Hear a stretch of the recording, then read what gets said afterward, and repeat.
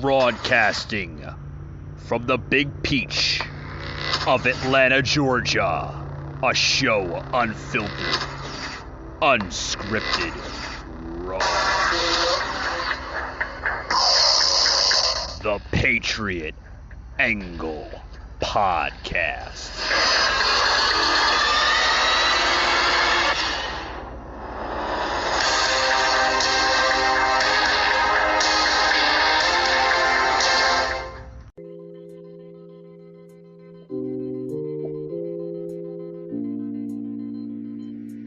Alrighty, guys, welcome to another edition of Unfiltered with Michael Gardner. This is the Patriot Angle Podcast. Joining us today is Grace Huang. She is with Lotus Coaching. How are you, Grace? Welcome to today's podcast. Hello, Michael. Thank you so much for having me. I am excellent. And how are you doing? I'm doing fine. Battling the mixture of our bipolar weather here in the state of Georgia. 1 minute it is 40 degrees. The next minute it's 70 degrees. So it doesn't know what it wants to do. Wow, that's definitely challenging as far as regulating mood is concerned, I'm sure. Oh, yeah. So basically, Grace, we have been kind of watching your content on social media, and it's very interesting. You do have very interesting type of videos, so to speak. Can you basically elaborate? What your business entitles? I know you have different types of, if we want to call them branches, or different segments to your company itself, Lotus Coaching. Mm-hmm. Yeah, so I am a life coach for women, and predominantly what I do is I work through women's past traumas. So I do some inner child healing, I do sexual trauma healing, I do shadow work integration, and all of this is to liberate women to step into the most empowered, embodied version of themselves and to reclaim their sacred femininity. And so along with this, I also do group coaching as well. I run a Facebook group for women called the Savage Sisterhood Sanctuary. And so I will do weekly sister circles where women can communicate with each other and join in sacred sisterhood and communion. And I also do energy healing work as well. So it's very, very similar to Reiki in that I focus on healing the chakras and helping energy to move through the body to blast through some of the blockages that we have in our energetic systems. And I also offer tarot and oracle readings as well. Wow, you stay pretty busy. I do indeed.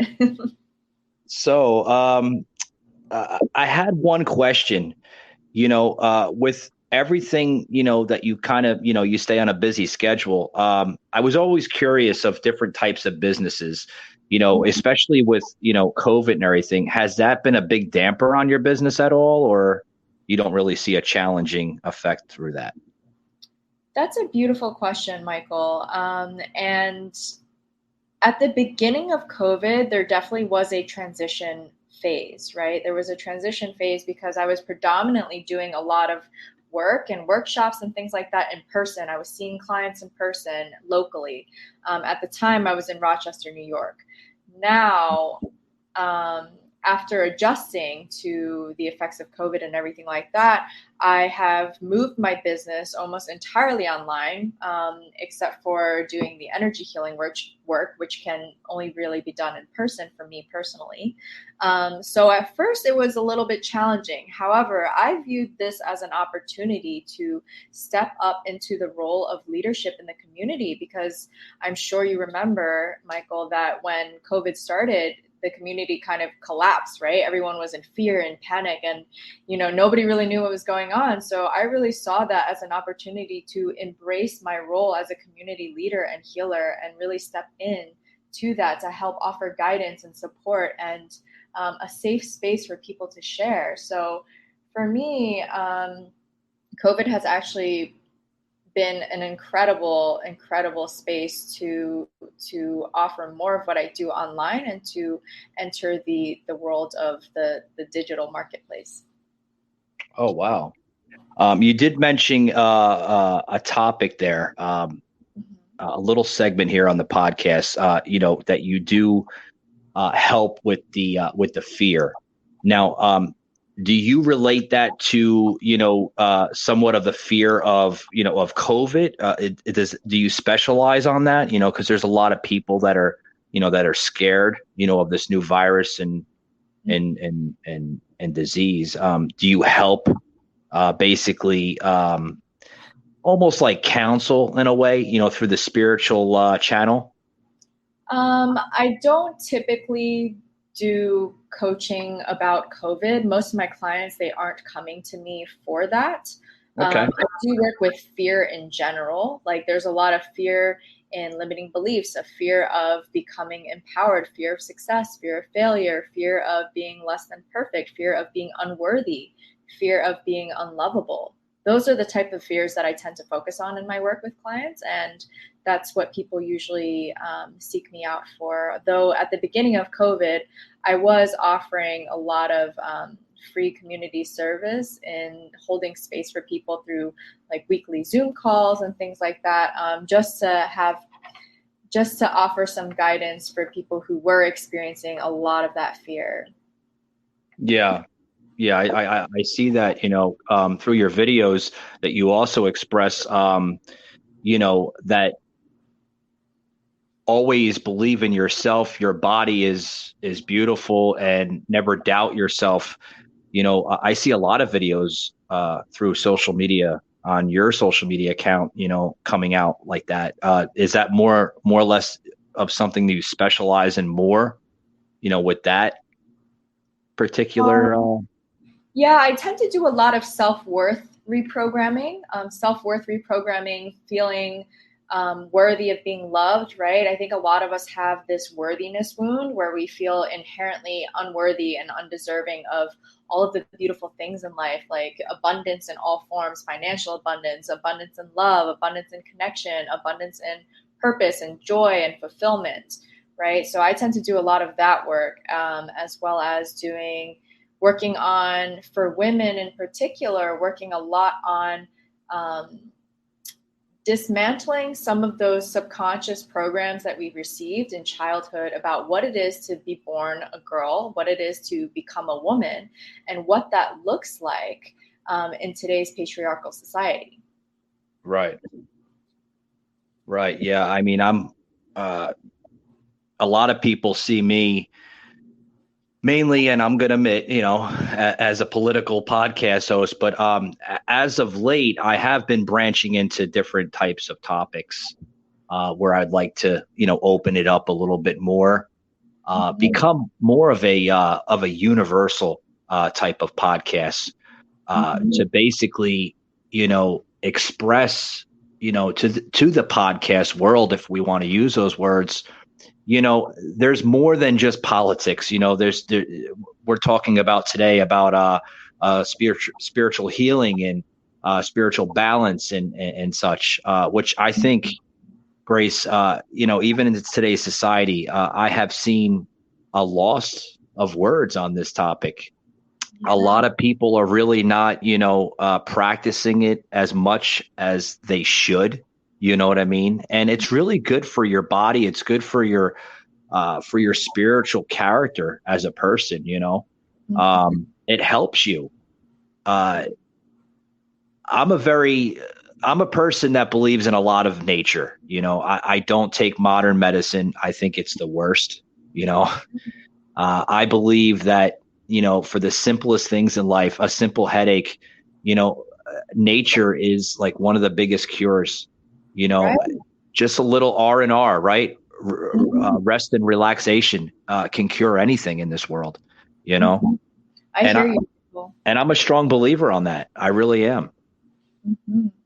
That makes a lot of sense, Michael. And I love what you said about having a more holistic approach to healing and not really resonating with the way that Western medicine tends to operate. And I am very much in alignment with you on that point, Michael. I worked in the Western medicine field for 6 years, actually, and I saw a lot of what was broken about our system, and that it was really just slapping a Band-Aid on a lot of different problems where the root cause is actually something energetic and spiritual, right? And then Right. anything that manifests in the physical first has to have an energetic cause. Like when we think of an idea, it first has to exist energetically before we can create that physical thing in the material world, right? So the same is true for any form of disease. And like you said, something like a headache, when somebody can take like aspirin or Advil or Tylenol or any number of drugs for something like a headache, there are also energetic root causes for it as well. And it can be treated, like you said, with some grounding in nature, some breath work, just re-oxygenating the body, because the majority of us have actually forgotten how to breathe, to actually breathe deeply. Hydration, there's things like essential oils, like peppermint oil is really good for headaches as well. And different foods that you can be eating too to change that. And underneath all of those different natural medicines are the root causes that is causing repetitive headaches that needs to be addressed as well. Oh, sure. Without a doubt. Every now and then, I advertise that on this show, you know, guys, I can preach this, until the cows come home. You know what I mean, Grace? But Yeah. it's up to the individual to literally partay in this. It's up to them. To each his own. If you want to take medicine, that's up to you. But it does so much damage to the body. It really does. You know, let's think about different cultures in this world. Ancient Egyptians, the Mayans, Native Americans. Um, you go back to the ancient civilizations in Asia. They didn't use medicines. They relied morely on nature. That is, Every one of those civilizations relied on that, and these people lived long, healthy, happy lives. You know what I mean? It does wonders. It really does. yeah. And I think that nature actually offers the best medicine, Oh, because there are tons of medicinal herbs and plants for us to use that, sure. Pachamama, Mama Earth, put here for us to live in symbiosis with, right? There are all these different kinds of natural medicines that are available to us. Right. However, most of us have lost this information as humanity, as a collective consciousness, has kind of lost a lot of this information. A lot of this information has also been blocked from our access, right? Because of the way the medical field is run. Mhm. And a lot of us, a lot of the healers, particularly women, are starting to tap back into this knowledge that we used to hold on to. The ancient medicine people of tribes and shamans and healers had this information, and we are Yeah. now beginning to reconnect with that. And I think that's such a beautiful thing. And you're absolutely right, Michael, that people have to be able to discern and choose for themselves which path feels most in alignment with them and who they are today and what would be most nourishing to their journey. Exactly. I brought up ancient civilizations, such as Native Americans and Egyptians, Israel, not Israel. Well, we can name Israel to an extent, but Asia, right? All these past civilizations before us. The Native Americans proved that using aloe is the best natural antibiotic in the world. A Mm-hmm. simple rash. You use aloe, it cures it like within like a day, possibly 2 days. And it's Mm-hmm. so much more natural than, using the over the counter crap, Oh, absolutely. And something like tea tree oil is antifungal, it can get rid of a lot of fungal diseases as well. oh, sure. Yeah. And a lot of athletes are using that, even for, athlete's foot, especially, NFL and all the sports leagues in the States. I mean, that that tea tree oil, I mean, it works like wonders. It really does. Interesting. I didn't know that athletes were tapping into that too. That's beautiful. Oh, some of them, not all of them. Some. Fair There are some that that live a holistic type of lifestyle. enough. Hmm. But my next topic here I wanted to discuss with you is since we're talking about natural medication right now, is the topic of and this is probably on everybody's thoughts, especially in your field, of your insights and views on medical marijuana. Do you see a benefit of that, or do you see it more of a just a recreational drug? That's a beautiful question. Thank you, Michael. So, yes, I do believe in the medicinal properties of cannabis. And I also believe that the benefits of cannabis are best utilized when eaten, though also when we ingest it orally, I think is when we get the full benefits of cannabis, because you get all the different compounds that way, versus when you smoke it, it's predominantly THC that we are receiving. Though I do still believe that smoking it too is something that can be used very beneficially when applied with the appropriate intention, right? It depends on the person's intention behind using it, just like Right. using any other tool or any other medicine. It depends on the way and the manner in which it is used and what it is Well, being used for. yeah, the benefits, whether you're smoking it through a pipe or, through some type of other instrument, it does help and control, certain aspects of different things you may experience, a headache or anxiety, even depression. It does mild it down. It doesn't cure it, but it Right. controls it. I've seen people that have seizures. Mm-hmm. They relate to the cannabis. And it helps it so much. They Mm-hmm. even tested on dogs. If a dog is basically going to have a seizure, I'm told if you blow a little, vape, or even the vape, that tends to work. You know, Mm-hmm. so there's a Yeah. lot of good health benefits on cannabis. Um, a lot of criticism. Yeah, don't get me wrong, but Mm-hmm. it would be a blessing if it was passed, as a natural drug, because it has a lot of key factors, like you mentioned, Yeah. a lot. So, Mhm. I definitely think that's true, Michael. And as far as medicinal substances go, to use cannabis for something like, let's say, pain management, for example, rather than using some of those heavier drugs out there like Oxycontin and things like that, right? Those opioids that are highly addictive, oh yeah, you're you not know, telling me. right, and just like terrible for the body, terrible for the mind, for the spirit, for pretty much just terrible all around, right? Right, right. To substitute that with something like cannabis, that yes, it is still a band-aid and it can help with a variety of different things. Is that, to me, seems like the far better option. Yeah. Yeah, like I just mentioned before, it's not the cure to the, end all type of uh illnesses and diseases. It controls it to an extent. Right. Um, but I would love for it to be more on the market, for people to have access to it, Mm-hmm. because there's so many restrictions to the so-called world of marijuana, whether it's medical. I mean, even I've seen a lot of health factors with CBD. CBD. There, yes, there is a little.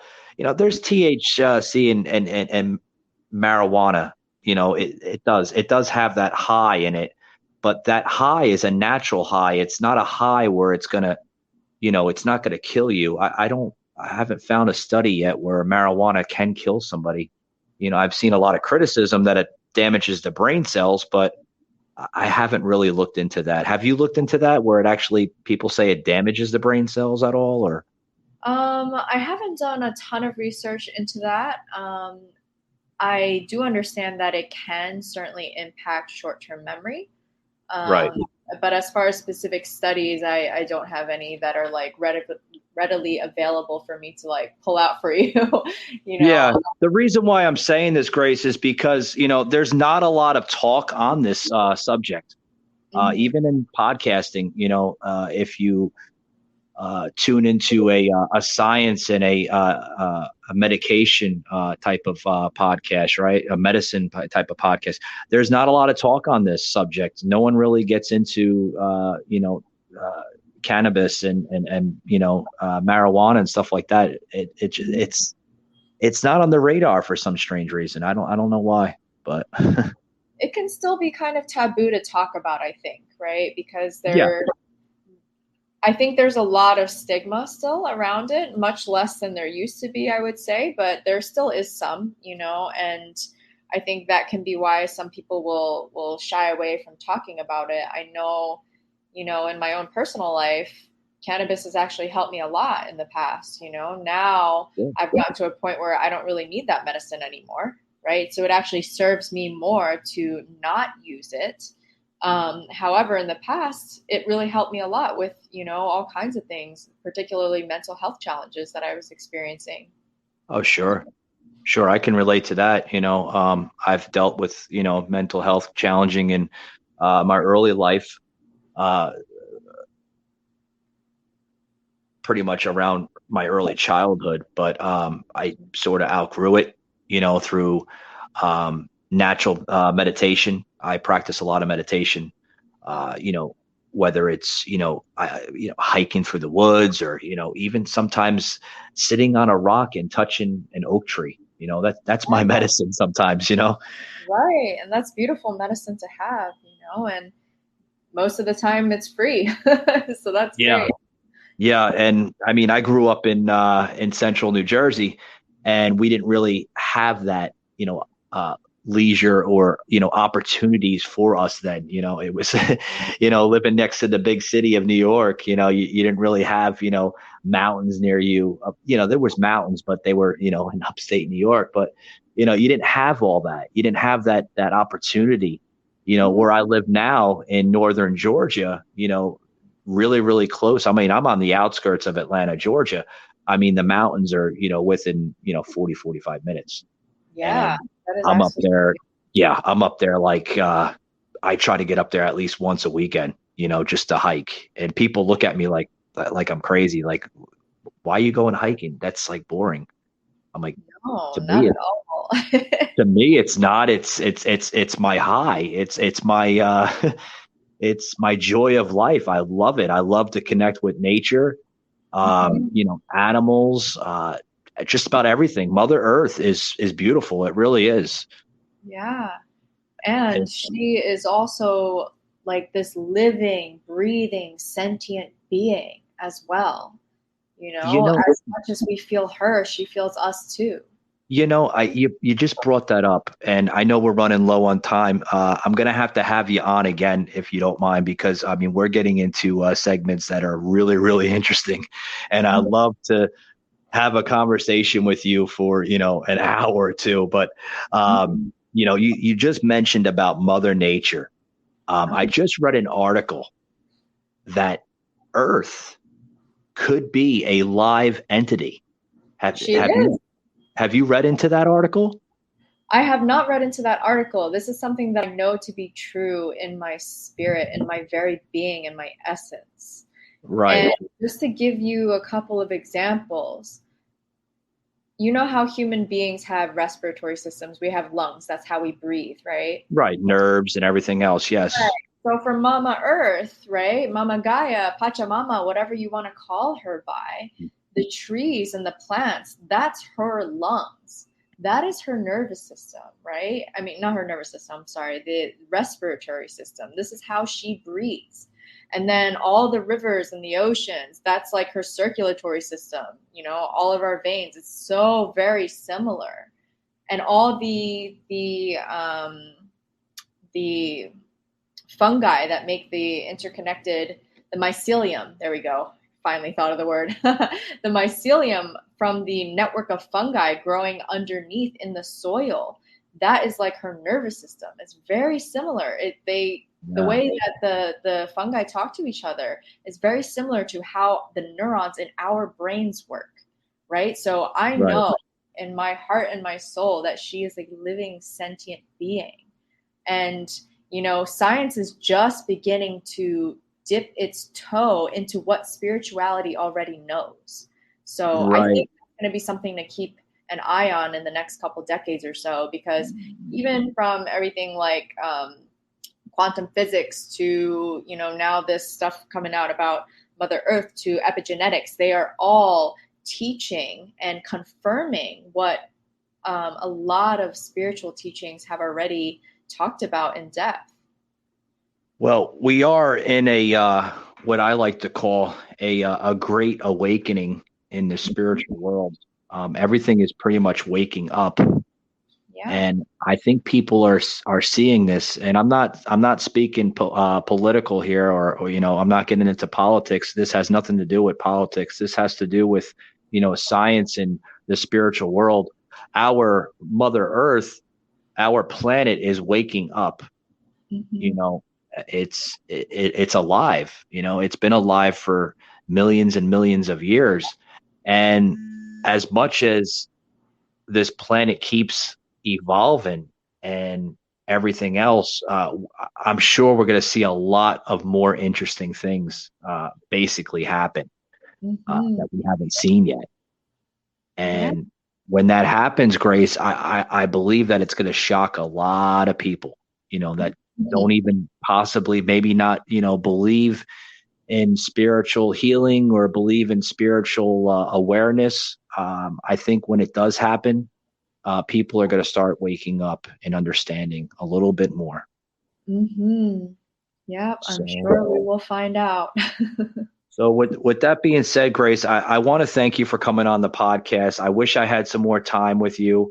I'd like to invite you again in the near future so we can get more into the spiritual world, because there's a lot of people that don't understand it, and I think by talking about it a little bit more, it will help people understand, exactly, individuals and people such as yourself do, and like I said, we're running out of time. So I'd like to, give you the floor here on the show. If you want to plug in any of your information so people can contact you, if that's all right with you. Yeah, that's beautiful. Thank you so much, Michael. I can be found on Instagram, and my handle is at Grace Huang Coaching. That's HUANG. And that is the same handle for YouTube as well, Grace Huang Coaching. And for Facebook, if you are a woman and you are looking to join a sisterhood of like-hearted and empowered women who are exploring their inner femininity and their healing journey, feel free to check out Savage Sisterhood Sanctuary. And as for my personal Facebook, it's facebook.com/grace.huang.413. Wow. That's awesome. Guys, you just heard Grace. She is the founder and CEO of Lotus Coaching. Like you said, Grace, you can find her just about everywhere. With that being said, thank you very much, Grace, for joining us today. It's been a pleasure. Thank you so much for having me, Michael. And an honor. Thank you. Yes. Thank you very much.